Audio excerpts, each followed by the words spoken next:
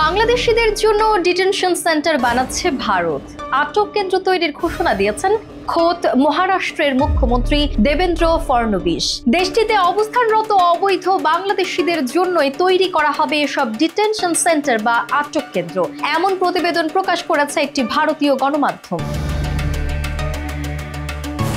প্রতিবেদনে বলা হয়, অবৈধ বাংলাদেশি অভিবাসীদের আটক রাখার জন্য মুম্বাইয়ে একটি ভালো ডিটেনশন সেন্টার বা আটক কেন্দ্র তৈরি করার কথা জানিয়েছেন মুখ্যমন্ত্রী দেবেন্দ্র ফড়নবিস। এসব বাংলাদেশিদের কারণ সরাসরি কারাগারে না রাখার সিদ্ধান্ত দেশটির। এমনকি দেশটিতে বাংলাদেশি অবৈধ অভিবাসীদের সন্তানদের চিহ্নিত করারও নির্দেশ দিয়েছে দিল্লি।